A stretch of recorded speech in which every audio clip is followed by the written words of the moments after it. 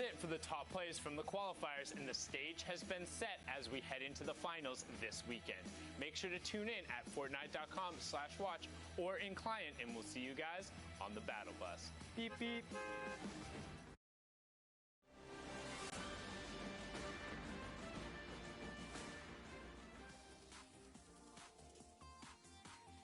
Hey guys, Shio Wager here, and today we're going to be analyzing some of the biggest and most loot-heavy drop spots in the game. From everything to loot paths, timing, and fighting, the most crucial time that sets the tone of the rest of the game is the early game and your drop spot. Top trios have developed ways to split up and attack each of their drops in their own special ways, and we're going to dive in and see some of the basics of each of these spots, as well as who's utilizing them to place high on the leaderboards. Retail Row is an old drop that returns with a new twist in Season X, with both obelisks offering high priority loot and cube monsters offering free shield and ammo drops. Getting control of this drop fast and early can put you at a huge advantage endgame, offering multiple options from increased launch pads, excess shields, diverse utility, and big hitting weapons from all ranges. This drop gets split down the middle halfway, separated into the block tops and the houses/residential side. Most of the time, looting and moving is faster at the block tops, and an increased elevation on height by default allows for an advantage to whichever trio lands there compared to those at the residential side of the drop. With 2 vending machines and multiple chests available too, the trio that controls block tops controls the entire engagement, usually being the ones to come out on top. Mongrel, Benji Fishy, and Mitro have adopted and trained at this drop over multiple weeks of the FNCS, from forcing early game fights on blacktop to coming in late for third parties from the residential side. They use every advantage depending on the type of situation they have to beat other trios and win week after week, leaving the whole lobby scared every time they thank the bus driver. Happy Hamlet has been the drop most competitive players envy, with most chest spawns and many vending machines to boot, having good options for rotations with ziplines and driftboards, as well as the option of excess loot to get snowside if you have zone. Winning this drop and having room to play is a player's dream come true. Playing this drop, however, is very difficult. Usually with 2 to 4 teams contesting you because of how abundant and plentiful loot is, you will always have an uphill fight to face and conquer quickly if you want an advantage heading into mid-game. Taking fights here is all about who engages first and who gets to third party, with most engagements ending quick, as many angles taken are vertical, making it a lot easier to hit headshots for that damage multiplier. Close range box fights are also very common, with less room for mistakes and instant eliminations on knocked players, keeping all opponents healthy off of Siphon. Eclipse, Mega, and Dubs land at Happy, usually preferring the north side of the drop, and although might have trouble making it out of early game in a few of their games, the loot they get when the drop ends up working out sets them up for exponentially more points in the end game, with lots of mobility, shields, and high rarity weapons to make big clutches with. Landing at powerful drop spots is a challenge that requires practice and teamwork to overcome. Being efficient with comms, having a plan, being prepped and ready, as well as adapting to anything you see on the glide are keys in being successful in the early parts of your game. Use that edge for a boost on the competition in endgame, securing good placement and elim points with your trio. And who knows, maybe you can be on the top of the leaderboards playing in the grand finals of the FNCS.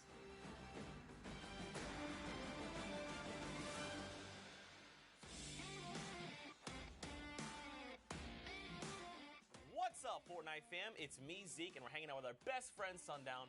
We're doing something a little crazy, Sundown. Oh, are we now, Zeke? What are we doing? We are going to make some very bold predictions heading into the finals of the FNCS. We also have our friend Monster D-Face standing by, and Shy Wager. Gentlemen, if you want to say hello. What's up, boys? Heyo.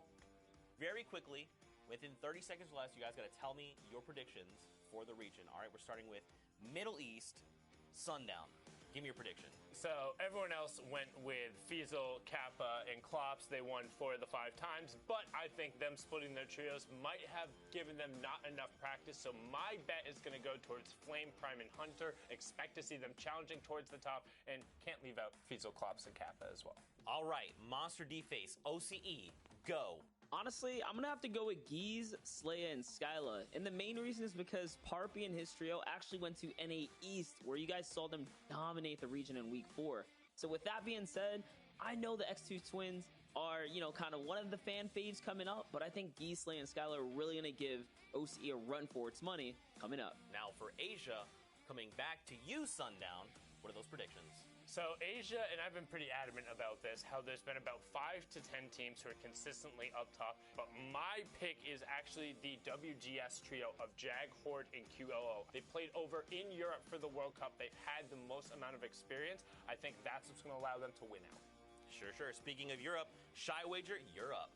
You guys already know who the kings are of Europe, Micho, Mongol, and Benji, but the only trio I think that can start a revolution are Stompy, Chinkin, and Aqua. They have a kind of counter play style. They already have a rivalry brewing with the kings of Europe, and I think these guys will have the edge taking it over at the end of the Grand Finals. All right, for NA East, Shy, we're going to pick your brain again. Give us those predictions. So one of the favorite picks to win NA East are Bucky, Animal, and Aspect, but I think the counter to that trio, who's really strong at the moment, is Clicks, Crims, and Spades. They play kind of a rugged type of low ground situation, always getting their win condition at the very end of the game. So I think their type of randomness and weird plays that happen at the end will have them make big plays to win at the end of the Grand Finals. Now let's talk about Brazil. Gentlemen, I'm going to take this one. I'm going to make a bold claim here. I'm going to say the red trio is going to bring it home. Snow, Avalar, and Techno Viking. We've seen Techno Viking. He almost made World Cup qualifiers. Just barely missed out on qualifying. The same for Snow and Avalar. This will be their weekend. They're very hungry for the win. I'm telling you guys, they are going to do it. Now, finally, let's wrap up with NA West. Monster D-Face, give us your take. I'd be crazy not to mention the trio, Scented, Rex, and Edgy, because they've been the most consistent in the NA West region. But I think another trio that can give them a run for their money is going to be Arkham, Falconer, and Vinny. And Falconer, by the way, the only free agent on this team here in the NA West, at the top of the board, still dominating. So I would love to see them come through and pull it big for the NA West region. Some pretty bold predictions made across the board from everyone. Sundown, Shy Wager, Monster D-Face, thank you guys so much for hanging out. And for everyone at home, don't forget, tune in this weekend for the FNCS Finals, September 20th through the 22nd. You can watch at Fortnite.com/watch. And of course, guys, we'll see you on the Battle Bus. Beep, beep.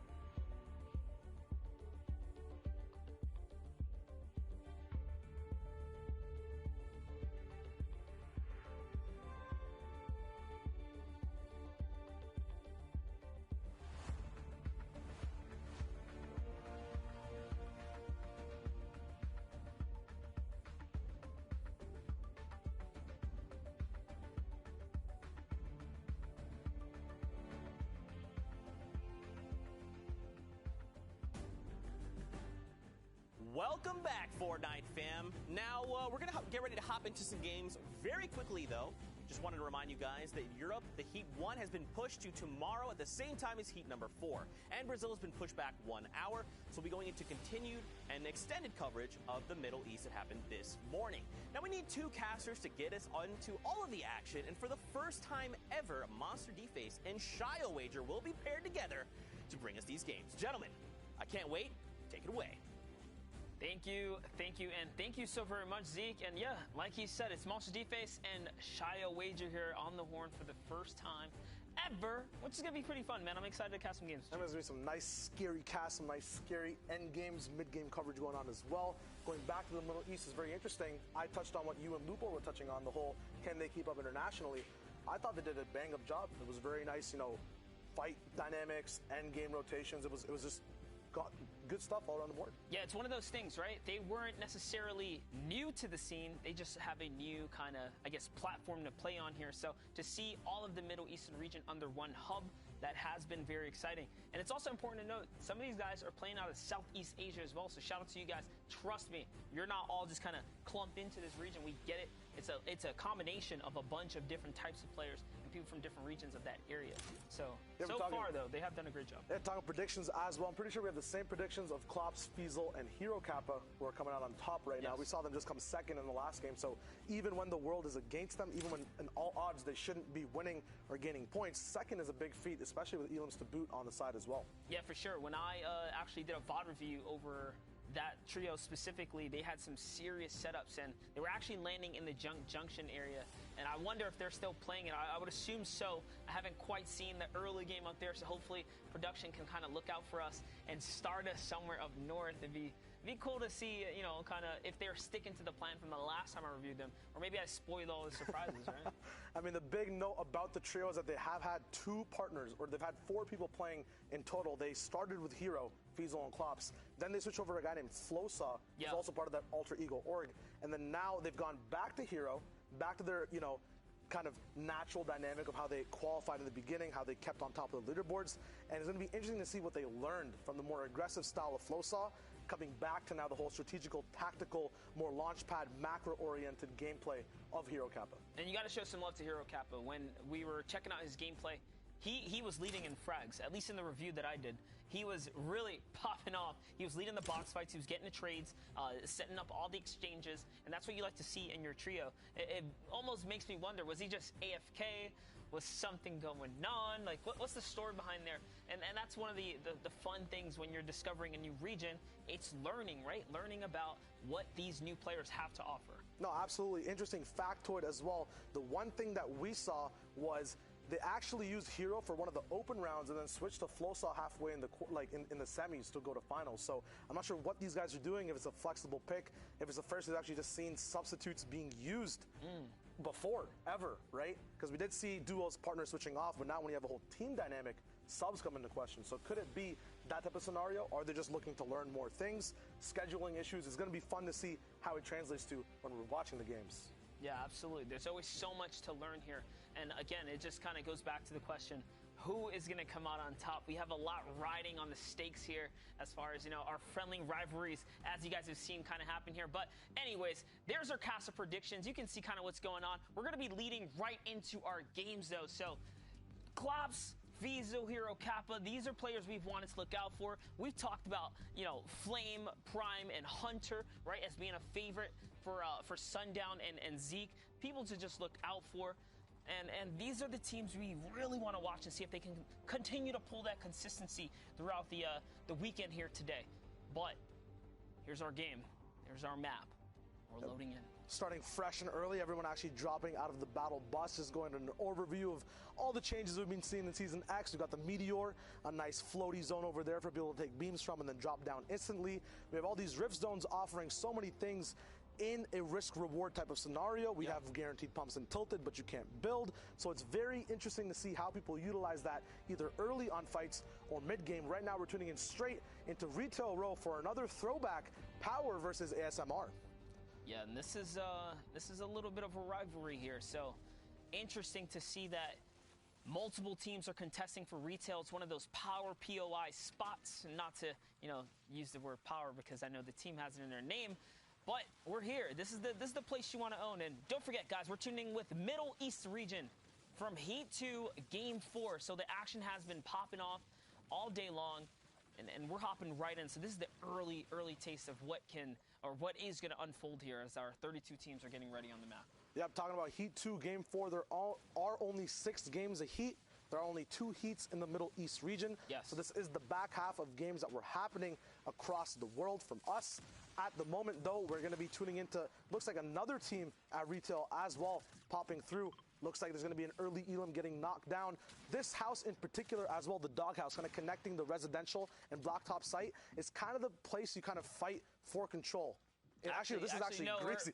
We're in Greasy. I was going to interject, but you're kind of just on fire there. We actually hopped with another team. We're looking at Greasy here, so you guys know that taco time might happen at any given moment now. And the cool part about that is it starts to heal and regenerate health. And then at the same time, everyone's basically invincible. You cannot take damage during the time, but looks like, a little defense being played here by DSQ and DX, and he gets the exchange here, and that's why they're going to be able to successfully save Nijby. But again, the dancing happens, which by the way, it heals the down player. Oh, for real? Yes, so if you're down, your health comes back up. The only catch is if you're down in the storm, no one heals. And then at that point, it could be extremely detrimental. You don't want to go down during that time. But hey, if you're down, Taco Time can actually save you if you're on the other side. So pros and cons. One big thing about early and mid-game fights is utilizing down players as kind of, strategic forces in an actual fight, strategic places to actually pressure people to come out of their boxes, to kind of control the way they move. So if you get to a safe space, no more timers there anymore, right? The Taco Time will come back up. Hostage for a little bit, just kind of hold them up. Absolutely. Use that little bit of leverage to bait out a team, turn that into a winning situation for you, because one of the cons of going on offense is you expose yourself. You're out there, you're vulnerable, you're moving, you're typically not building. And in those situations, that's where you get traded shots. But here, we're looking at Retail Row. This is what we wanted to focus on. NM7, FHD, and Young specifically have been hitting some disgusting shots over the course of today. The heavy sniper we know to be a favorite on a few of these players. Most teams only run with one sniper. We've seen multiple players picking up snipers on this squad. Yeah, the biggest thing about the sniper as a power weapon, as a win condition type of weapon to make moves off of, when you have shockwaves, you can see right now in the inventory, right? Let's just take this example. You only have 2 chances to use that shock. You miss with a heavy snipe, depending on your heavy ammo count, which gets found in much bigger, varieties of 7, 13 ammo spread around the map. You have so many more opportunities to land that heavy sniper throughout any point in the game. It's more expendable, which means you can play off of it so much more frequently. That's right, and just taking a look here, Yonks is going to get a nice little power upgrade to the loadout there as he picks up a blue pump shotgun. So the confidence is in their favor. They're actually glancing over at the Black Ops. They're not quite sure. They saw a little bit of aggro zombie movement, from the Fiends here, kind of lingering about, and because of that, they were cautious. They knew a team was here when we first checked in with them. Seems like the coast is pretty clear, and now they're gonna focus on taking out the pylons here. Yeah, one thing I actually wanted to talk about, we noticed Retail and Greasy coming in, right? We also made that little mistake with the houses. The big thing, though, to note about that, a lot of these house layouts are very similar when you're looking at it inside. And with new POIs, suppose you are a team that goes retail and it's so contested. Moving over to Greasy and having that similar layout, knowing exactly how to play those buildings, and as well looking at what are the power buildings in the POI. How does that kind of change the way you adapt to it versus a team that's not their monster? I mean, you absolutely need to know your layout. It's one of the perks of mastering a place and playing off a place for long periods of time. Now, let's just say if things were to just change and something new is to show up, that could be a big issue for some of the competitors. But hey, the best of the best adapt, and someone's going to figure out how to make it work, right? Absolutely. You get the experience of playing in retail, apply it to Greasy. You might just get a whole new drop spot, right? Yeah, there's Taco Time. Hey, that's free shields. That's, as you said, the free utilization of having a knockdown teammate just staying alive. It's huge things you can play off of. We're going to be looking at a Polar Peak team right now. Also a very interesting POI that's been developed kind of in the metagame over this whole season. In the beginning, not many people wanted to land here, not seeing the actual potential of loot, as we did lose the big castle, but gained so much more map space and movement vertically around the map and actual sight lines towards Frosty, towards the cabins at the back, and even Happy Hamlet takes shots at people who are up here from Polar. Yeah, Polar Peak has always been one of those power spots to hold. You have this super high elevation. You have loads of rotation opportunity. you can see here, it's been so long since we watched early game. I haven't even seen a team execute a proper kind of float across to Big Tree like that, right? So these are the small things that I nerd out over specifically is rotations, figuring out how people play their drop spots and figure out their loose situations. Something cool to note, guys, you actually don't take fall damage if you were to fall off a high place with the hoverboard. You've got all the factoids down, man. These guys. I play a lot of tips. Let's go, Monty. Just something to think about. So don't panic, guys. If you ever want to really make an aggressive dive and push, it's actually a perfect opener to come in on the hoverboard. You are exposed, but you can jump off at any elevation, any height. And if you fail, it's okay. You'll be all right. That's one thing you also. One thing you also pointed out on, it's actually Heat 1 Game 4 from the Middle East at the moment, okay. Which is a whole new slew of players that we're going to be seeing because we were watching Heat 2 previously, so we'll see how this Heat panned out, how the end games kind of differ. Before we saw a lot of top-down shooting vertically, not many people challenging it late at all, a lot of miniguns, a lot of AR spam. Once that 7th zone kind of passed, it was free reign for those people on height. It's just about how many points can you efficiently accumulate. So now we'll see what are some of the other different type of win conditions endgame monster that you've seen in Comp Fortnite. Hey, I mean, the name of the game is to earn points regardless. You see squads that like to execute zone 6 for high ground and then dominate, right? Put pressure down, dictate the pace of the game. You see other players that tend to kind of hold mid-ground tarp, hold down on shockwaves, and then make big moves towards the tail end, try and secure high ground, right? All of which are risk and reward plays. Personally, I think the scariest type of play style is going for height early. Those players that have the guts to go for zone 6 high ground, you're risking all of your material at the expense of going for elims, which aren't guaranteed to you, and then you're trying to control the pace of the battle, which again, some people struggle, right, in those situations, because if you don't do it properly, the server will turn on you, and now all of a sudden, you're losing. Yep, there's so many teams alive near the end of the game. There's always one that can sense the weakness on height. Oh, you're not double tarping anymore. Your metal switched to wood.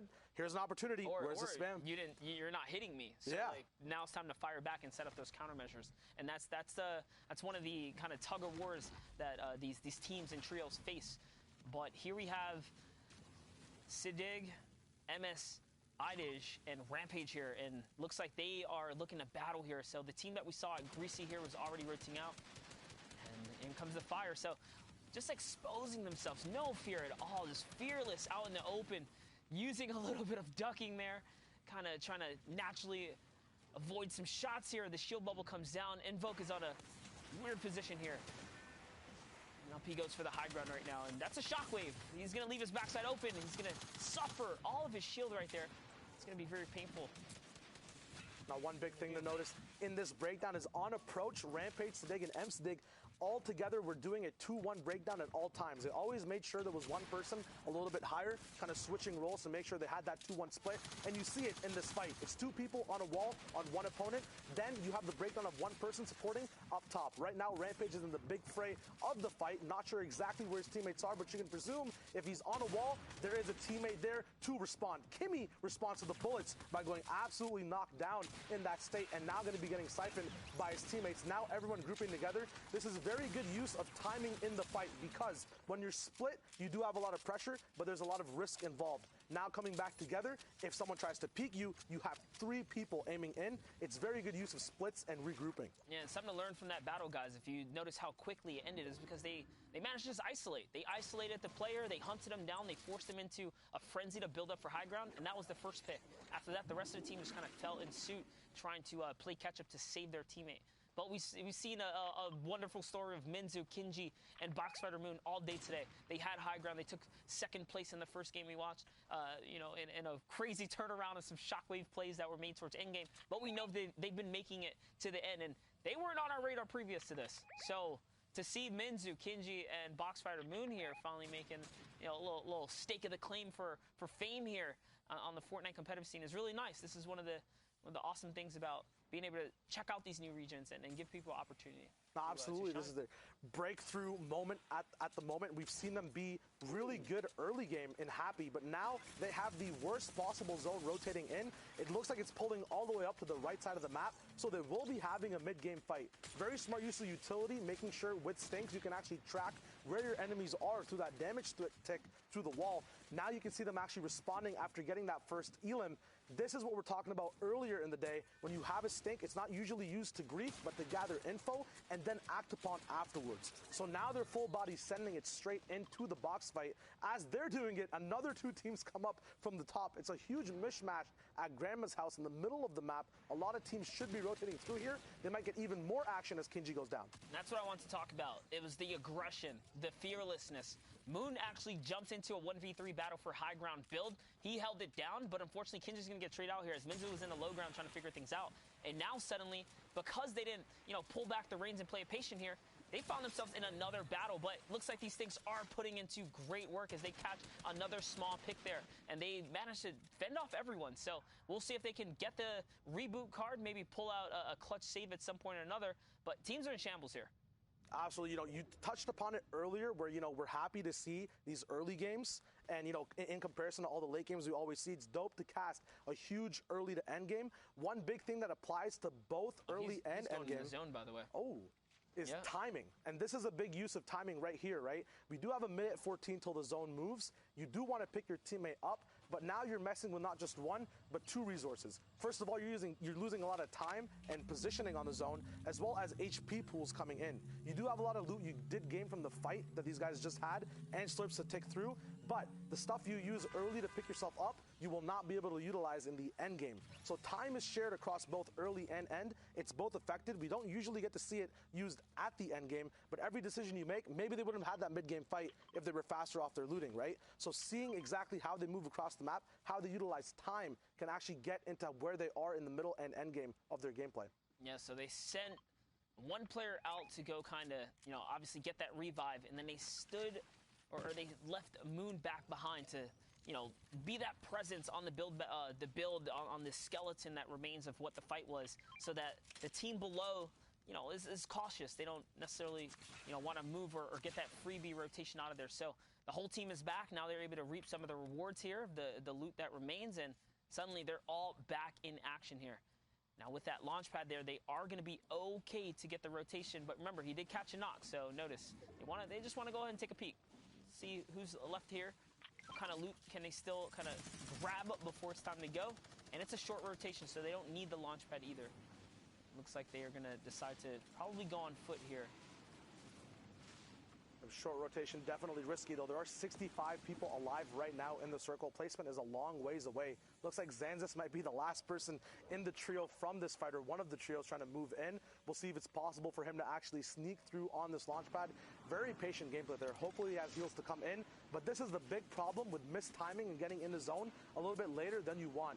Kinji getting absolutely lit up in the air, going to be launching down, might have to use hard mats early on, which means he won't have them end game. Once again, you see these connections between early and end. Usually you don't get to see why people are in such positions, but these guys took fights. They have to respond with the appropriate materials, and now they're actually turning gears to the offense. I think they noticed this guy was solo right here on the left. They do have a beam opportunity on the launch pad. Hopefully they get it. A lot of trees in the way, though, Monster. This is very interesting to see how these guys are kind of moving around the map to get in the zone mid-game. Yeah, so far so good. Again, another little buff up to the loadout. When you get that minigun, suddenly now you have the means to put the pressure up. And TR Zanzis is going to fall there as they were relentless on the push. They hunt him down, they catch him down right there, and that's going to be a nice replenish for materials and loot of the sort. And they're big chilling right now. They have everything they need. Medium, light bullets. Mats are in a hurting because they're asking for attention from the server. But other than that, the points are accumulating. The steamroll's beginning here. Yeah, the biggest thing to worry about is that zone still pulling up northeast over and over again. It means they have to move more vertically. There's already a hill in the way. Moving up pressure, you have to deal with lava, ever-changing ultimate low ground as well. There's so many things to take into account, and now they actually do have to move towards that way. The whole server could hold them back. We'll see if they use their utility to push through. And here, back with this team, we saw them earlier before execute a nice isolation and pinch push against a full trio. Looks like they're setting up their next siege here. You saw a couple shots trading out, and interesting middle, the ME region kind of surprising me here with how much they are using just everything in their arsenal to fully commit to these battles here. They're throwing stinkers, laying down fire, and then fully commit into rotations and box pushes here. So this is some aggressive play we're looking at, Shayo. And it doesn't look like it's going to stop anytime soon. This is the type of playstyle we kind of signed up for here. We checked out this region, setting up the ramp boost right there. He's going to catch the 50-50 wall, but doesn't matter. Eagle isn't even looking. So catches that guy off guard. This little pick right there. I think the difference in this trio is that usually people look for weakness to apply stinks to. They make the map weak. They make other trios weak first. Then they're like, oh, okay, these guys are weak. We're pushing in. They know exactly what fight they want to take. They actually make fights happen rather than sitting back and waiting for them. Right now, looks like these guys have 4 elims together. They're still affecting trios left and right, either picking up strays or making trios have just stray teammates. We'll see how much of an influence they have on the rest of the game, because it looks like so far they've affected 5 different trios coming in from the bottom left side of the map. Yeah, Rampage actually took a lot of damage there, as does MSI Dig as well. And that's because the heavy sniper from the opponents nearby, they're just popping open those builds, following up with heavy AR fire. That's why they're able to, unfortunately, that's why they lost a lot of health here. But now having to expend all their heals, it kind of seems like it wasn't worth it. The teams they've taken out didn't really reap big rewards here. Now they're in a weird situation, scrambling for health and loot, but it's okay. We're approaching Zone 5. It'll reveal itself in just 15 seconds, and then they'll have to make a big decision of whether they get to stay and kind of plan up or, you know, move out and use those shockwaves. The big thing about decisions is they're the easiest to make when you have a lot of options. Yeah. The fact that they've ran out of all this utility, all these shields, limits their options. So now they have to play a certain type of way. They have to either find recyclable launch pads. Yes, they have the shockwaves, but then if they use them now, they lose the option as them for a win condition later in the game. So everything's kind of all on the plate now. They don't have any side dish available, no dessert coming up. It's one main course. They have to make sure it stays tasty. Hopefully they get in, and it's an easy coming from them all the way to the later parts of the zone where they can utilize whatever utility they have left. Yeah, and this is a long rotation here, guys. They actually did not look out. The zone is pushing further and further away. Lucky for them, you can see the server is proactive. They're moving first, which is good, because if everyone's on the move, it allows you to cut across the field. The team's up on high ground. Hopefully wouldn't have had their ARs loaded, but not the case here, as Rampage gets chipped right out. He gets taken down this no-fly zone here. And he lands right next to the team. He's unsure of what he wants to do. He's trying to stay close but not fall down to, you know, a layer where he cannot be saved. But it looks like that's it. That's it. This team's split up. Rampage is out the game. Now it's just a duo that remains here. This MSI Dig and Sid Dig here, cooking up this minigun. This is a very precarious pressure point, so close to their opponents there. You can get punished in return with a shotgun. It's not going to be the case here, as they're just dictating the push here. Jib goes down. It's going to be a nice catch for them. He actually just finished that. It wasn't even his elim. So he's just trying to be really sneaky here, see if he can steal some of the rewards here from the down body. Little does he know, it's right over lava. It's probably not even retrievable. Yeah, man, one big contingency off of coming off of a launch and losing your shield. It's a very risky, very, very risky play, is going towards another trio. Yeah. As you saw, they use another person's shield bubble because you attract all that heat. Maybe that trio doesn't want to deal with it. They're low on mats. They use their own resources, right? You turn 3-man's loot into 6-man's loot. The thing is, 3 of those people next to you are also not on your team. So as soon as they sense weakness, they turn right onto you. You saw that with Sadiq here, who now has 6 HP, taking a whole minigun brawl from the trio that was closest to him, who was he was utilizing their shield bubble to kind of take protection from, but once that ran out, they knew exactly what was up. Now we're moving into that 6 circle off of half and half. 45 people left alive, 19 trios still there, 7 need to go down for placement. Yeah, still a lot of trios left in the game here, and this is a really weird spot to battle, especially with the low health. You don't want to step in the lobby. You can't really afford to, and the elevation is only going to rise here as they go up and over the volcanic mountain. This is one of the steepest points in the world of the Fortnite world. This is similar to the polar peak climb here. It's a very steep wall you have to get up and over, and if they don't move soon, they're going to be stuck with their backs against the wall here. But you know what? It's more important, exactly, to try and pick up some siphon here. So Sigil going down there is going to be huge. That's going to at least help Siddig get some health here if he can kind of hold out. A launch pad's going to be placed down in Upsy Daisy. Now into the next zone they go, and great tracking of his teammate here. That's actually a phenomenal job, even under the pressure and the circumstances that, you know, they found themselves in. Great job tunneling and finding his teammate. Yep, even off of height and mid-ground, you mentioned going through this weird zone that's very vertical. Height still has a tough job actually tarping in and making sure they can actually shoot down on people while they're moving around because they have to change exactly how high they are. That's why you saw these guys not get beamed exactly where they were. You have such a dynamic placing of all the mid-ground layers as well, going up and down, changing layers based off of natural low ground, because if you're too high, that's a threat, right? You want to be in the perfect position. Now they're using shockwave nades. The biggest thing about these, though, is when you're using them endgame, you do take a 10 tick every now and then. These guys only have about 60 to 70 HP to play with. So every one of these shockwaves must be perfect, and some could also be saved. Jiren actually going down for a huge Siphon Elim and mats that these guys did need. They were almost shambles. Now they're not. The last almost shockwave coming in from Sadiq, still taking ticks away from his teammate. Sadiq actually going down, and Sadiq is the one up here. Another Elim on Fahad. He goes down. RPG available as well. Looks like Sadiq actually caught up with him in that mid-ground there. Having mid-ground over here is such a big deal as well because you don't have to deal with any of the vertical pressure or low-ground weirdness that goes on with the change of the map. That's some interesting decision making right there. They split the shockwaves, saying, you know what, we can't afford to make any errors, right? We can't even shockwave together. Let's split up. Let's use our own shockwave so we can't make any mistakes. And that's what they're doing right here. They're trying to execute the perfect waves possible. Unfortunately, as I kind of brought it up, Dig does make a mistake there, and now he finds himself in an odd situation. He's in between all these enemies. His teammate's up on high ground. Up, he's trying to go to him. He's just landing in enemy boxes right now. That one big got to make a big move here, and he's going to get caught off guard there. Unfortunately, he did try to get that high ground. He was not fortunate enough to kind of secure the deal here. In comes the minigun pressure. This is an awesome job right here. NJ is going to fall down right there. The Siphon has to come through here so he can get this health bonus. It's putting him in just a better and better situation as time ticks on.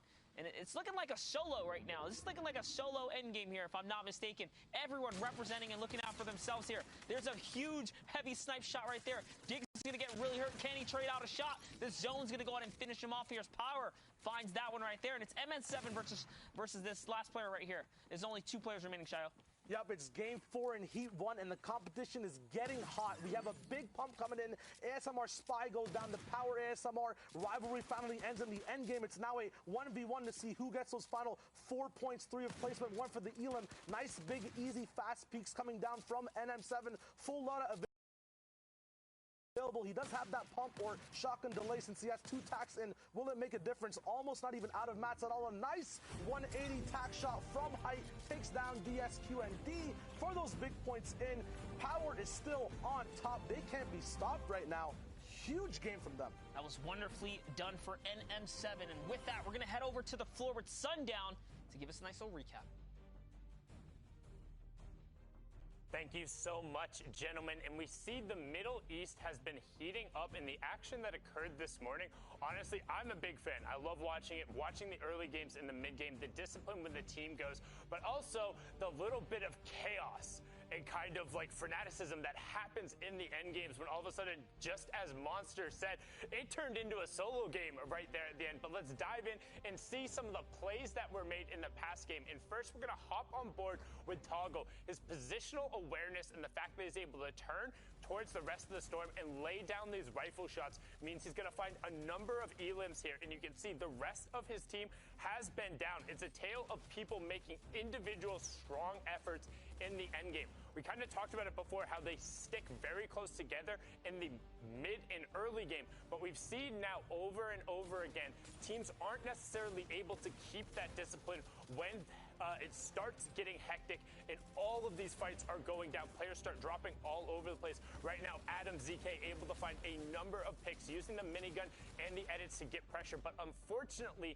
isn't clean enough to pick them up without taking back damage. Now you can see Adam is in shambles, so W Horse is trying to play the protector role, but they're in fights on the back of the storm, and this is where it starts to break down. Despite getting the Siphon, everyone on their team needs to now regroup, and boom, we flip back over. W Horse, whole team is eliminated, was able to pick up a number of elims. 5 players left, 4 trios in the match. Power and M from the low ground is able to pick up 2 elims in a row and then maintain his positioning through discipline and then close out in the 1v1, giving him a huge boost. And these clutch factors is what's going to lift these players up, particularly as we head into the grand final tomorrow. I mean, it has just been incredible watching the action so far and getting to see these guys really develop and continue on. And I just want to see what else happens going forward. We're going to throw it back into game with Shadow Wager and Monster. Gentlemen, take it away. Thank you, Sundown. And yep, the action has been real here, Shayo. That was an exciting last game there. You saw for a second. Hey, Sundown, pretty face. We saw for a second there, couple classic jump shotgun plays, kind of keeping that high ground, kept it real textbook. There was that was his game to lose, if anything. And having the max to close out must be real good for the power trio who's been showing up this weekend. It's always dope to see a kind of mid-ground team hiding out and coming up off the top. The coolest thing to see is the journey from early to end of all the trios coming in and how the decisions they made earlier affected their end game in total at the end. Now we're going to see everyone dropping out of the battle bus. Talk about the breakdown, Monster. Yep, here we are, guys. Middle East, Heat 1, Game 5 is underway, and we have a really odd split here. It's a southern cut on the bus, which makes it any teams in the northwest side are going to have a rough time cutting across that field. By the time they touch down, the zone is just about to reveal itself. So those valuable seconds can really cut away from your loot timing and your battle positioning period. So you can see anyone that plays those southern areas has got that touchdown first. They're already getting to looting here. Yeah, we're going to tune in right back with Dennis, Mev, and Namfu. We saw them have an amazing performance early on in the day. We're now Heat 1, Game 5, one game away from the final game of the Heat, kind of dictating who is in that top 16 scenario. At Sunny Steps right now, uncontested. One big thing about this POI you want to have at all times is the actual POI uncontested. There's not that much loot to kind of split off on trios. It's a very easy game or an easy place on the map to disengage from. So if you have two trios contesting Sunny and then one dips off, you leave both of you guys pretty much in a very shambles position. So it's very good right now. They have a lot to loot, and they have a lot of the jungle available around them to have some of that, spread out sparse loot on the map. Yeah, and one of the things about fighting within these pyramid structures, building's weird. Going outside the building to build on the pyramid itself is weird. Mats are kind of scarce, right? Even with the bonus farm format, when you hit stuff during in these arena settings, yeah, you gain a little more material, but you don't really gain much from these stone structures. So battling here in early game is a scary thing, especially if you don't get the loadout of choice. So for them to have it clear as day right here, it's pretty nice. It's a very dope advantage they can see kind of pushing off into mid-game. One big thing about having free early POIs as well, we talked about it earlier, options. They have so many options of what they want their actual loadout to look like. A lot of the time, if a fight happens, you don't get to see a lot of the loot early. You kind of have to move on because zone's catching up. Right now, they basically have an entire buffet available, and they get to pick every single thing they want to eat. It's amazing. We have stinks, medkits, minis available. Now tuning in to H-Man up in Greasy Grove. Big elims coming through, two back-to-back, setting these guys up. No taco time to stop the mid-game fight either. These guys are going to be moving through, have all the shield available, and the whole POI free. Yeah, just like that. You wrap that team up real quick. You saw a little bit of taunting coming out there from H-Man. Dampton, a little premature before the taco time. It's okay. He's got to get his groove on somewhere or another. He's probably going to make it to his Instagram before the day's up. Here, let's take a look at the loadouts. The loadout's pretty rough. Just a shotgun, couple shields. Okay. Going to be able to grab some of the spores of war here. And now we're talking. Now he's looking like a real Fortnite gamer here. He's got something to work with here in the game today. Opting to farm up this metal. It's very nice. Going to set him up for success. Yeah, it was a super early game fight. You see the contrast of the actual loadout at the same time, right? We have full fleshed out loadouts all the way at Sunny, and now in Greasy, we have people just starting up. The big thing about having Greasy free as well is the farm rate and everything around that too. You have everything set up for you. The momentum's there. You're always comfortable, and it's a very easy way to kind of segment and know exactly when and what to build. You're never worried about missing anything mid-game. And also remember, ladies and gentlemen, Storm Surge is active, so honestly, you kind of want players to land on you at your POI. I know in a perfect world, you beat Storm Surge and you get a whole zone to yourself, but in the real world, in the real Fortnite world, it usually doesn't really work out like that. You want those free picks, those early picks. You want your enemies to, botch their landing, not get the shotgun, pump them, catch them easy freebies. So getting those early game fights can be beneficial, especially if you master your craft. I think early game is one of the hardest times, or one of the hardest Fortnite things to master, really, I should say. And a lot of teams struggle. There are some players that can pop off in a lot of situations, but they can't really get their gears rolling. They tend to struggle in early game. Yeah, with few mats available early, since you don't obviously farm out unless you find a llama, and so many spots and natural cover to move around, it's very unpredictable, right? And the comp player's worst nightmare is kind of being in a fight in an unpredictable scenario. You have to kind of react to what's on your screen. If you have more than one person focusing you down, that's even worse for you, right? You're always back against the wall. You want to have everything available for you. You want to have some room. So 100% I agree. Early game is something that's very hard to perfect and very hard to kind of prep for when you're playing in the game. It usually just gets thrown onto you. And these guys are using all this retail row, kind of extra loot to really capitalize and find the perfect loadout. So Yonks is going to get a big upgrade right there. Going from a great tactical shotgun up to a legendary shotgun, legendary tactical. We've seen multiple players, even that, rare European game one we got to catch. Now, I call it rare because you guys know the issues that kind of unfolded today. We saw players, pro players, taking the gold tack over the blue pump, even when it needed most. Players needed it the most, right? You needed that one pump. People were still opting to rock out with the gold tack. Yeah, the meta for a lot of players and the way they play and take peaks, they use the combat for so much time of the season. They're used to having more bullets to send through. They're used to having, the fire rate. Yeah, the fire rate as well, right? It's just the biggest thing they're not used to and they have to kind of adjust to is the pull-out time of that gold and purple tack, because it is slower than all the other shotguns available right now in the loot pool. Here's Zanzis. So they're going to use hoverboards to get away from the trio that's to the left, or maybe they didn't even realize they're actually firing off in the distance there. So little do they know, someone is already up close and personal, but there it is. The sound cue is given off, and he's actually spotted by Zephyr, who's got the perfect pinch on his player, and Zanzis, who's got the nice range as well with the explodes here. Shield Bubble is going to isolate this player from Zephyr, and Zephyr loses the 1v1. Shield Bubble absolutely isolates. The big thing about this side of the map, too, is how spread out and isolated you are from the get-go. So much of a split is going on just for looting purposes that when a fight starts, you have to act quick to get back to your team. Fast builds from Zanzis, though. Shockwaves coming through. Still a block off. The tack shots not missing a single one out of 8 in his clip. Zanzis is on point right now. Metal's not going to stop his beam from coming through into your box. A two-way split on pressure on the box as well. I hear a minigun in there too, Monster. This is insane. It's going down right now. He's not missing any shots. Happy that you noted that, because there's knock players everywhere. Wisa goes down. Normally when it's me and I got a tack shotgun, I have a million excuses to figure out why I'm not, landing or damaging, but it doesn't matter. Zanz is showing that you can hit your shots, you're gonna win your fights. And that's exactly how this battle has turned around, because Zephyr was the first to get traded out. So as a 2v3 situation, they're doing so good. Invoke's gonna fall down now as well, which means that last player is very weak, because Zanz has already got 2 knocks here. So let's see how he goes to execute and kind of seal the deal here. So he walks right around, and there he goes. He catches Invoke.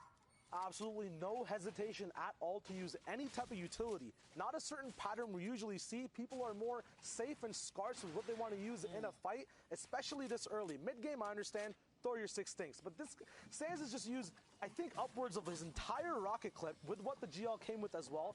And the minigun ammo, no care for it at all. I think we just dropped down from like 600 to 200. Hey, Still reaping the benefits. You know what they say? If you can't take it with you back to the lobby, so you might as well throw it out there, because the worst thing is to get taken out of a game and be like, man, I still had those splashes. I knew I should have padded right there, right? Or, kind of have those regrets. So, good on them to kind of throw it all at the wall when it mattered, because their teammate got taken out first. Zephyr lost. So you might as well throw everything to really take the tide and take take the bull by the horns in that situation, I should say. But taking a look at the other side of the map, we have Eska, Toggle, Seagull on the run here from a team behind them. They put some pressure on squads kind of floating around, launch padding above. And when the zone gets pulled down from this angle, on the entire map, this bone spot, the whole Sakura flower field, is a very interesting place where a lot of trios actually converge. A lot of the POIs on that side of the map usually don't waste too much time actually getting bricked from, but if you have that mentality because you just want to go and farm the teeth, every other trio has that mentality as well. There's so much brick available, as you can see, on the lake, on the actual rock behind you guys, the whole skull. But the big issue is if every trio is thinking that way, this is what ends up happening. A huge fight that blows out, stinks being thrown, a lot of utility being used, including defensive utility like campfires and bubble shields, will have a lot of engagements that you probably don't want to take just because you're on the same page as some other trios in the early game.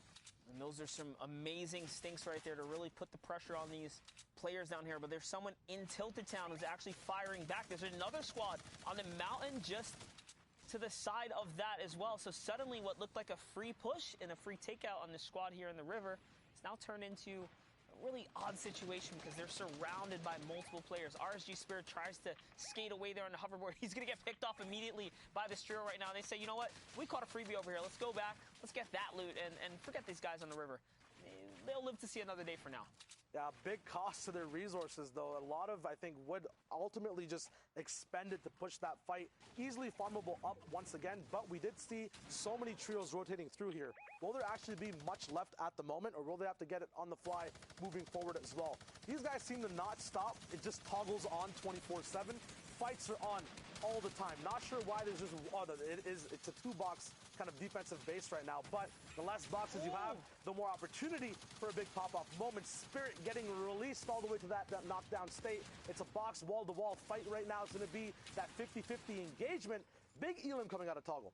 You gotta show some respect for Toggle shots right there, flicking at the light and the slightest pixel that moved in front of him. He did not miss a shot, hitting 3 flush pump shots right there, and a flawless edit as well on the player that was just picked up. So Spirit got knocked, he got saved, he got put right back down to the dirt, and then Toggle follows up with the other. Now hopping on over to Shifty Shafts. Looks like we have,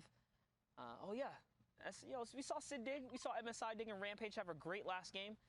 They're just outside of the Shifty here, and there's another trio nearby. Amazing. We're going to be looking at Shifty now, one big place to actually get refarmable mats in. The biggest part about this, you talk about the whole skull earlier for Brick. A lot of teams do rotate the Shifty for that metal, as once again, on this kind of middle side of the map, especially coming out of Tilted Town, yes, you have an increased plethora of mats available from chests, but to knock off and top off all your metal, you do have to rotate and find a lot with other trios as well. So a dope pattern we're seeing in this mid game is a lot of Middle Eastern trios on the same page, moving forward, backwards, and all around the map, knowing the exact power, POI, and farm spots mid game as well, as we see a care package coming down from the top. That's right, and ladies and gentlemen, we are here. It's Shio Wager, Monster D-Face. We're looking at the Middle East region. We're taking a look at these heats, these games that are unfolding here. A region that we have not covered much of. This is actually, if anything, their debut to the Fortnite main stage here. So to see these players performing under pressure right now, we're looking at our future stars, future names that, will show up for the next World Cup for all we know, right? Yeah, the scene can only develop more and more and more. They can only review more and play more, which means they'll only get better, and we'll see even greater and bigger things.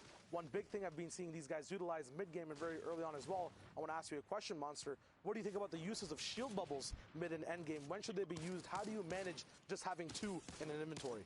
Yeah, from what I've seen, the shield bubble is obviously one of the most, effective tools to canceling out fire coming in on you when you become the focus point of a server. But more importantly, the perfect way to isolate a team when you decide, hey, we want to pounce on this target as well, so that no one can kind of interrupt or interfere with your battle as well. So the shield bubble is just such a flexible item, and there is no perfect time to use it, because we've seen it used to also just like clog up lanes for fire, right? Or the way these guys have come up with these innovative methods to stick it to yourself when you're on a bush or in a vehicle per se. So the shield bubble has been a great addition to Fortnite. It makes me miss, honestly, the Flint Knock, because the Flint Knock was another great addition, right? Yeah, it's a versatile item that you can use offensively and defensively at a click of a button, right? The instant actual effect comes there. At the moment now, still more disrespect and momentum. Rampage is causing a scene in every single fight he's a part of. It's great that these guys have such a good spirit when they're playing the game. They're always on point. It seems like they're just having a lot of fun playing these matches, even though we can't hear the comms. Yeah, I mean, Rampage is really cranking right here. He got that quick knock, it came right back up to high ground, and they're just suddenly resetting for the battle here. But someone's going to get dropped. It's Dig who fell behind, and now this trio is on their back foot here, as someone is looking to dive on them. We're not quite sure who it is that's pressuring them right now, but the fire is coming in from all types of ways. Out comes the poison. Okay, so it's VND and their crew up top on the high ground, really just putting pressure in. Storm keeping them out here. They do manage to get that revive off, and that's one of the perks of trio, right? Trio competitions. One player can save, one can play defense, and we see this executed time and time again. It's not like that in any other game mode, only in trios. There's so many things as well as just being part of trios. You got that whole 5 more items you can carry as well. You have a whole new role. I remember Bala saying that, you know, when chunk splashes were being introduced and trios were like a concept game mode, you could have just a role of an actual healer in the game. And we see that, you know, the clutch player is usually the one that carries the shockwaves and the RPGs. The support player is usually the one carrying those long-range chunk splashes, the brute force kind of pick-me-up items of the trio, whether it's medkits or extra shields. So it's dope to see that when you have more player slots available, you can dive deep into these roles in your trio. All right, so this trio here, sitting on the riverbed in a really odd spot. You never want to be in this low ground underneath the mountain at the mercy of all the teams around you. They do have a launch pad, though, and they have a long rotation to make here, so looks like they say, you know what, if we go in the air, we're probably going to get hit out the sky. Let's try our best, right? Go on foot. Try our luck here. They attempted a freebie rotation, and Dig gets punished with a big sniper shot, but it's okay. He's going to be able to heal up and bounce back, and you know, it was worth it, I guess. They got close enough. They made it to the zone. They didn't really expend all their materials, right? The best of the best teams know how to rotate for free, if you want to call it that, and take the risk to get to where they need to be without wasting material.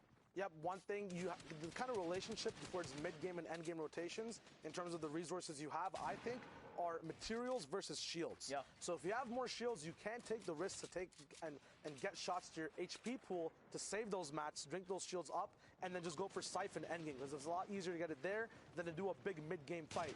And me saying that, though, look at this setup. Look at this setup. Like Rampage goes underneath their build there, looking for the knockdown to see if they can, you know, sweep someone out from underneath their base. They just are not slowing down the momentum from one place to another. They're bringing the battle to anyone nearby. They're hungry to capitalize on the resources and materials here. That was a heavy sniper right there. You have 2 players holding down the turbo build, trying to see if they can, you know, keep control of the wall there. Dig makes the reload on the heavy snipe, so any bust, he can make any wall bust that he wants right now. There it is. He opens up another, takes that one right there, makes a quick edit. Can he connect with the shot? He does. He catches one player, but eats a splode from a grenade launcher from somewhere nearby. The Siphon comes in, though, keeping him healthy. He's going to keep going forward. One decision he made there is not to put that stair in, but to get the damage off first, which proved good for him. At the same time, he did take a shotgun shot back, as well as an explosive, since he didn't own the stair, and it did get edited the moment that explode came in. Now we're switching back over to defense. They did get a few mats off that Siphon, his teammates at least. Now he has enough time to actually take over this whole base. They fill up their loaded slots as well with more things, such as shockwaves and a minigun potentially if they want to take it through as well. And they'll top off on the shields they used when they actually rotated in, using them instead of the mats. We talked about that earlier as well. Yeah, now looking to retreat back to the metal carcass that they left behind. Remember, metal takes, you know, multiple shots of explodes to kind of break open. They actually find a trio nearby. It's going to be a huge pump shot from 104 now, and they're using the side pinch here. And no, another team comes through. He's going to hit the big pump. He's not missing, but it's just not enough to close the deal here. Rampage is left by himself, but I'm sure the comms are, you know, giving out. They're weak. They're definitely weak. Let's see if Rampage can pull it together here. He has 13 minis in the loadout here, and he is going to find, yeah, there it is. He's got to switch up the loadout here just a bit. Can he get his heals off, though? Can he get the medium bullets? No, he's actually only has 5 mediums in the legendary, or in the epic AR here. Yeah, one thing I was going to notice, even if he does survive, what can he actually do? He kind of just has to stay in boxes, zone to zone, shockwave, and hope to get into someone's box or wreck another trio's game to get back in and online. Because right now, I'm counting him completely out of the running against all these big other trios. You see Namfu right above him and VND below him as well. That was a worst-case scenario, too. When you hear that team chug splash going off, when you're like, ooh, that was ours. They caught our boy. They're using our resource. They're all healthy now. You know they're healthy. So that's not a battle you can take. So the VND boys managed to topple the team right there, the Rampage crew, and now make a big rotation here, and they get away with it. They get away with a beautiful launch pad, leading them right into this Storm Wave 6, where we'll get our first moving zone. So we have a nice little stink grenade right there. It's going to put some pressure up, but this trio is so split now. Now, one thing, the big note as well, is that these guys are on point with using the proper mats at the proper times. At the moment, they're boxed up before a moving zone. This is where you want no interruptions on your game plan. You don't want your base to get shaken. You don't want any disturbances possible. So you're using those hard mats to make sure you're not focused. Because no one's going to pop in 3 AR mags of a Scar to break open exactly where your box is, right? So this is very smart for them to just kind of have a little bit of premeditated planning, then using wood later on. They're almost topped up on every mat as well, which is very, very smart from these VND boys. As you said, we talked about it earlier, I love having rainbow loadouts. And right now they have every color on the spectrum available: shockwaves, miniguns, the silent scar, and a bunch of heals to get split over. A very cool thing Hater did right there is dropping that big pot over to his teammate. You never know what happens on rotation. One person might go down. It's good to have loot sparsely kind of allocated between everyone so everyone has that clutch moment chance. Double minigun is going to start cooking here as they have a player on the run. It's going to be Weil who gets taken out of his the streams right there. Unfortunately, in comes a shockwave, and Hadar finds himself in the zone right now. At the cost, of course, of a lot of HP, but there it is. That Elim is converted. Dreamwild falls down, and now Hadar's just got to eat some zone. He's trying to crank his way up this mountain. Such a weird spot to be in. There's a player right underneath him. I wonder if he's going to turn around and try and catch this free pick right here. No, he's just more worried about defense. There it is. Little offensive play right there. Can he connect? No, he's going to get taken out. Gets dropped real quick. Now hopping over to Xanxus, Zephyr, and others. You can see just from a nice aerial view of the rotation these players have to make, the struggle that they have going up and over the mountain, and now through what might be the best terrain right here. It's kind of flat. This is where you want to be. This is where you want to be if you're on the front side of that zone. But anyone at the back on the blue line, once people get based up and realize once Fahad is done drinking these shields, they're going to look straight back for all those elims to come pouring and funneling through. So yes, it's amazing to have flat land if you are in that advantageous position. FHD does pop the launch pad right there, and out they go floating. Kind of an early launch pad as well, just to go and battle for the high ground. So this is that zone wave 6 we talk about, going for the high ground nice and early here. He's cooking that minigun right now, trying to see what he can do. Little does you know, there is another team up high. There it is. This player has been spotted, melts him right out the sky. Wild Gamer here goes straight down, and the high ground is the power trios. Once again here, the minigun's just a perfect situation. They're just chopping players down. This is just too easy for him at this point. Yeah, but split solo as well. He doesn't have to worry about his teammates getting in the way at all. It's free reign for Fahad right now. Even if he does get knocked down due to low mats, it's the only thing I can see that can stop his reign right now, but his teammates can cover that as well. He's going to keep minigunning down. The shockwave is the perfect thing for him too. Getting people down to white tags, has the shotgun to switch over to as well. Yonks up top. Looks like he actually bit off more than he could chew. Fahad goes down. These guys still have so many elims right now. 6 with more to come. The zone is just flipping back. Looks like they have an advantage to hold back the whole zone from height as well on hard mats. Shockwaves are the only thing that can stop them from this position. And the reason it really works out for them, minigun, high ground, in this situation specifically, is because it went right over low terrain. Everything dipped, so everyone's floating on weak builds, weak wood. When the minigun comes chopping, it's taking all that resource, all that material with it, and all these players were just thrown down to low ground. It's hard to defend at that point, because you have to block what's coming up from above. You have to protect your floor plank below you. You can see there, he's going to actually use a shockwave. That's actually really odd. He throws a player out to the zone. You see for a second there, the lining did show someone in the storm, so it was successful. And there it is. Someone goes down, but Yonk's still at it. He's looking for the shotgun shot right here. And they're just going to win. They're just going to hold players out. I guess the shockwaves kicking them to the zone was worth. It kind of all went in their favor, huh? Yeah, it was a very unique ending right there. Very casual. They straight up started doing weird edits on height at the end. Absolutely no respect. We're going to be throwing it over to Sundown to break down more of what we saw in this heat and more. Sundown, what you got? What I got is some more highlights from the early and mid, and then a great display of the power trio holding the high ground and kind of putting what I said a little bit to shame in the last analysis. They were able to stick together as a duo and run out the rest of the lobby, showing that teamwork and the prevalence and the ability to dominate. So very well played from them. Let's hop on in and see what went down in the match. So first, again, we're hopping on board with Toggle and his trio as they're able to get a knock and then put a great amount of pressure onto them. Stealing the wall on the other side, seeing the chug splashes go down, and just going to work.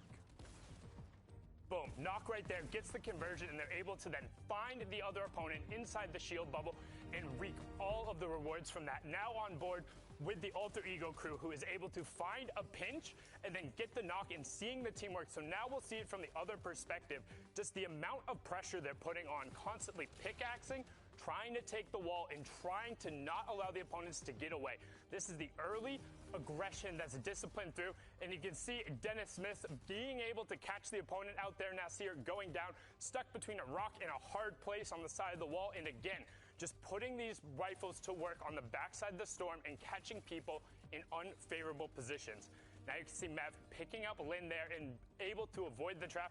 And this is a great rotation coming out from Moon, as he's able to land right on the side of the bubble shield, box himself out, and catch a quick edit. You barely even saw him take that shot out, but now he's able to track down and get the loot from that to put his team in a great position. But now on board with the power trio as they just run out the high ground. And I mean, just watch here. Like, his ability to track Jiren there, constantly checking his angles, and they were, again, never threatened. We talk about high ground control and being able to work top down and converting it into eliminations. There was a reason these guys were on top in this heat, and it was their ability to execute and finish in the end games. That is back-to-back victory royales running out from the power trio. And again, there's a reason they ran Heat 1. But now we're going to continue with our Middle East coverage. I'm going to hop into the casting booth, and joining me will be the fantastic, as Zeke said, amazing, individual, award-winning Dr. Lupo. I don't know about all that, but I appreciate it. Thank you, Sundown. We have one game left from Heat 1 in the Middle East, and man, it is coming down to the wire. A lot of really crazy plays, and you were taking a look at everything that we've seen thus far from that last match. The pace at which these players are playing, I think, we've said it before. A number of us have mentioned it. Now that the Middle East has a more localized server to connect to, the level of play is really showing that even they can keep up. So going into potentially the next World Cup, if that's something that's in the future for them, it's going to be interesting to see yet another player base added to the pool of players that play for that. So.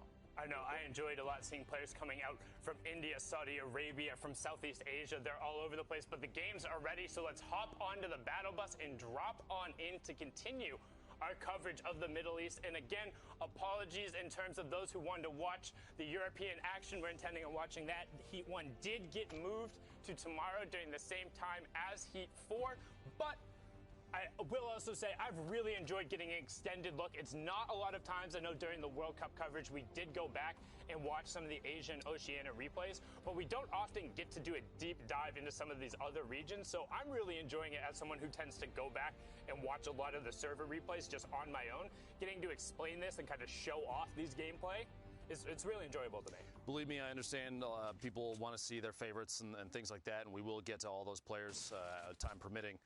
You have to realize, though, this being Middle East's first opportunity to play in a competitive event like this, it is big for everybody involved. And if you see in the top left right away, Klops and Fiesel full elimed off the bat. And that was the thing I talked about. They did end up making it through to the grand final tomorrow, but they struggled a little bit, to be honest. Everyone, again, I was the only one who picked against them, but I will say it's still not tomorrow yet. They're there, which is all that ends up mattering, but they didn't seem anywhere near as dominant as they were before, and you can tell right off the bat, them getting contested game in and game out, that's the second time we've seen them be the first trio eliminated from a match. One at a time here, Kid Falcon, Spammy, and Mad Clown picking up a set of eliminations on this trio. One after another, they fall, and we're at 3 points already. 16 total for this team. And that's really just tends to be a case of when you lose the quick gun races at the start. Sometimes it's just unfortunate it doesn't go your way. Like you think, oh yeah, like I got attacked, that's great. But if 3 other people have rifles and you're out in the open, like no way you've gotten more than, what, 30, 60 mats tops? Yeah. Like they'll burn through that real quick. So it's just situationally getting the right gear at the start and then finding ways to either avoid or take the fight. But the GE boys cleaning that one up there. Good pickup here, too. They own the remainder of Shifty Shafts. Meanwhile, up on top of the floating island, Aga, Yagami, is hanging out, farming through everything that they can up here. Not easy to jump off just yet, although it is a slightly... It's a tough spot, I'm just going to say, because they're up above the block, so you have a chance to take shots down and contest one of the most competitive drop spots typically, because the way that the block is designed, it's player-based, so from time to time, when it changes, it's almost a toss-up whether or not it's going to be good or bad. And right now, A number of teams across, I think, every region are planning on dropping block. I've seen things on Twitter, even going so far as DMs to say, hey, you dropping block, and admitting very clearly that it's going to be a contested drop for some of the more competitive players. So up here on top of the floating island, they have a chance to look down from above and take some shots. I don't think it's going to happen, though, because you don't want to give away your position. Even early game, if you ask to get shot at, by doing so, it's going to cause a problem. They do have a mech here, low light, bouncing around. Gaga might jump in with and continue this rotation. The third player still up on top of the block. Yagami still up there. They have the tornado into the block. They have an opportunity to rotate off of that. It's basically a free launch pad. Nope, pressure time it is. Engaging and pushing forward. Rockets out from the mech. The Brute, 2 trios inside here at the block.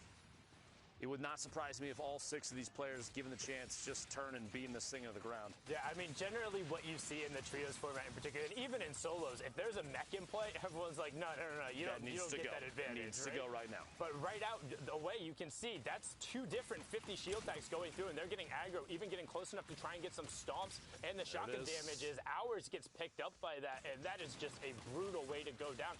And unfortunately, these teams are being engaged by it, and it seems to be, this is one of the times. So mechs in trios, like I know there's a lot of people who are against it. There weren't a ton of times where they were like very overwhelming. This is one of them. This is when you can get them in high ground in the late game and have them be protected. And I'm talking about at the highest level. I'm not saying that, like, yes, people can't run around and it gives you a massive advantage, because we've all been subject to this and it's not fun. With that being said, at the absolute highest level, normally you see the players able to find ways around it. But if you're already engaged in a fight and a Brute ends up walking out, good luck. Like, you're not, what are you going to do? Stop fighting the people who are immediately against you? No, because they're not going to stop fighting. It's basically just, you're stuck with no good choices in that circumstance.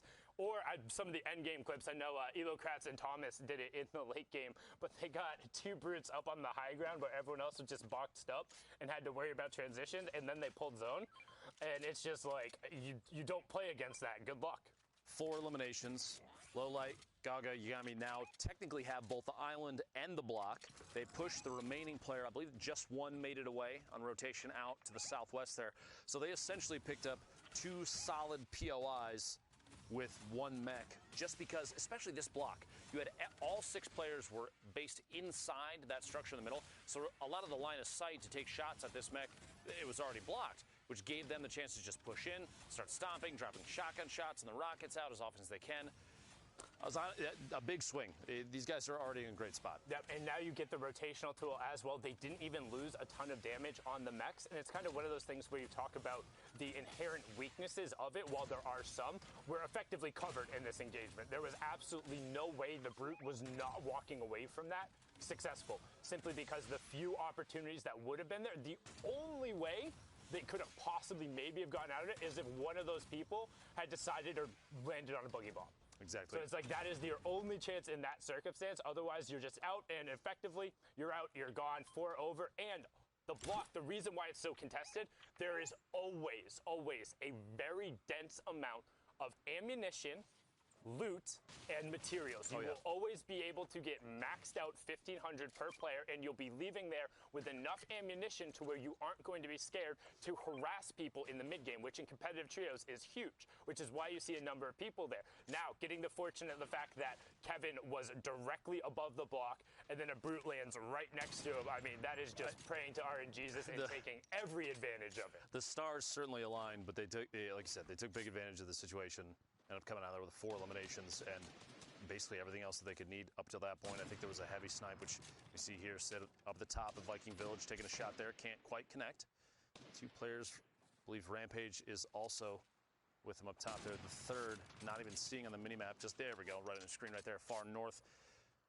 Rotating across, still taking shots. These guys aren't going to challenge. You have a chance to maybe land a big hit from up here. That's not a Dr. Lupo snipe.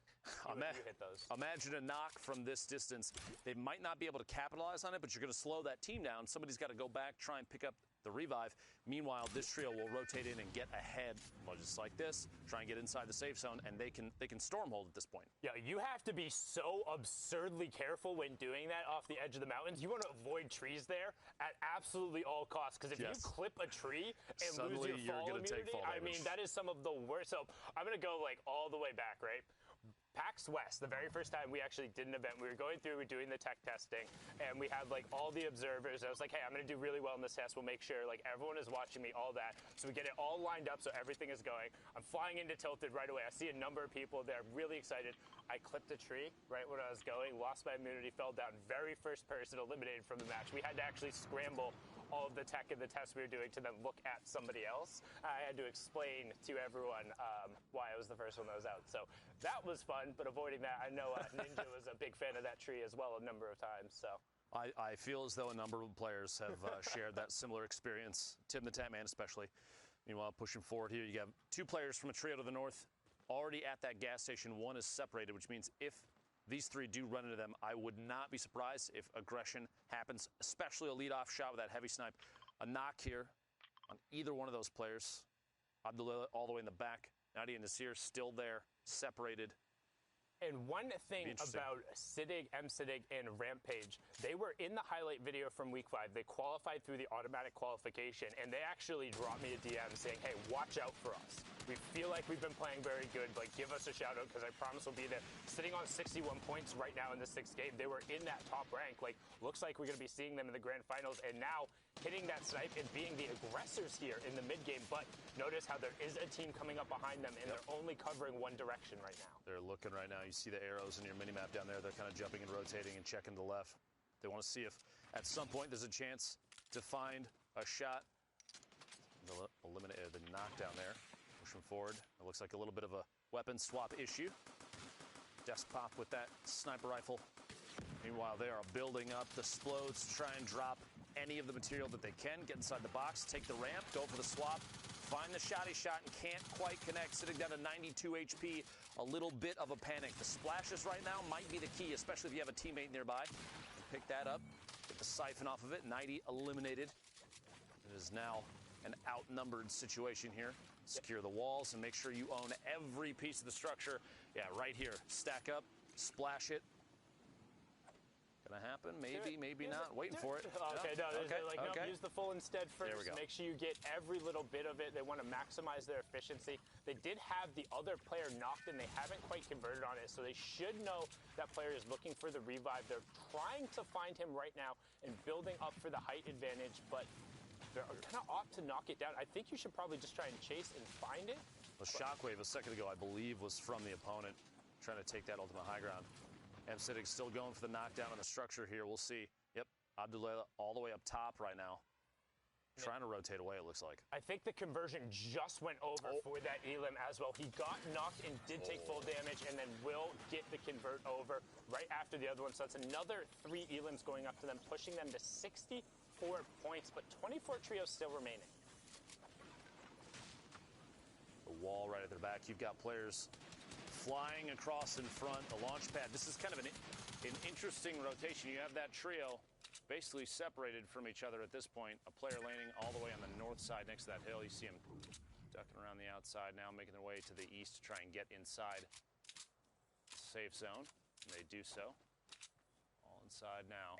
Oh, yeah, they're on drift boards. Okay, I was trying to figure out like how they came flying through right there, but able to get a couple shots. I mean, that can be very scary, rounding in front of a trio who is ready to take shots at you on a drift board, but as long as you're able to clear enough space, people will generally trade shield tags for having a drift board on the rotation, because more often than not in trios, somebody is carrying excess shields, just with kind of how the loophole is right now, which is I'm a huge fan of, and the fact that trios really enables you to effectively always have at least 2 slots. I think the competitive player base as a whole is very appreciative of the number of shield restoring mechanics in the game right now.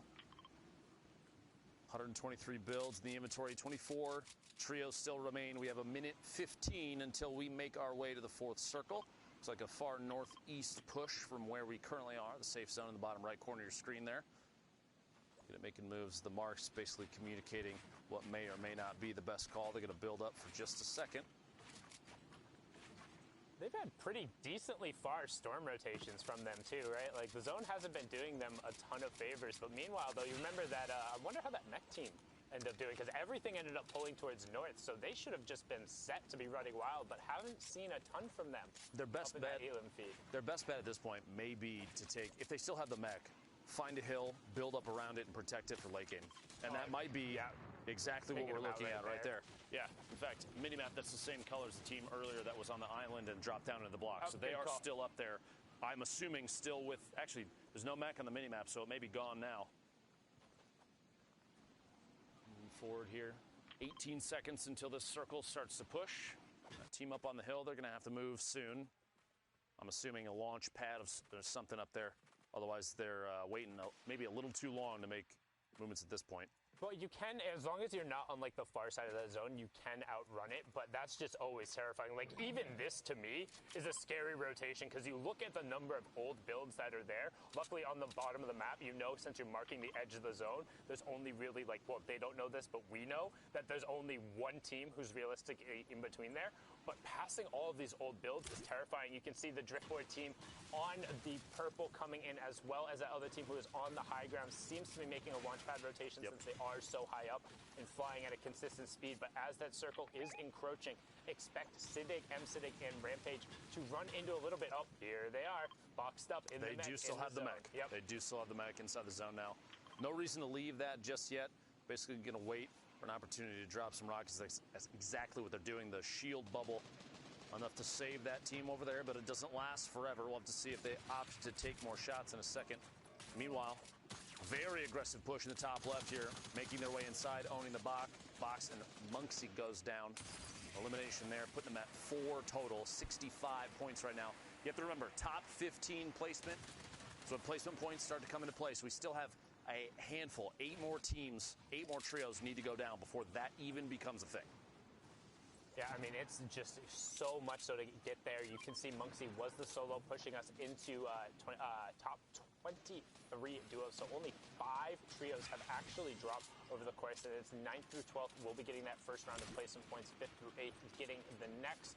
3rd and 4th will receive one. And then 2nd gets a bump. So honestly, to me, 2nd place, it feels like a little bit better in the trios format when you get there, but at the same time, it makes that final fight just that much more important. Always being a 4-point swing, like, yeah, you get the bonus because you were in 2nd place, but you know it could have always been that much more. And right now, these guys have priority on the near side of the zone, but there's a number of teams who pulled slightly better and some great dinks right there. You can see the headshot go through, but not a full shield break, only getting the 62 and then an immediate cover from the teammate.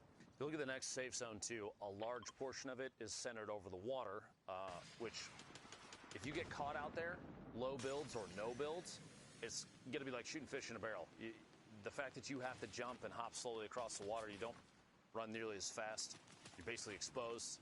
It's going to be a tough spot if there's anybody over there. I would expect that northeast side and the west side are going to be completely chock full of teams. Players are going to try and avoid minus whoever that is in the bottom right, the southeast side of the next safe zone. They're just going to own that right now. There's no need to move too far. They're even on the slowest edge of the circle. They can just kind of wait and see who may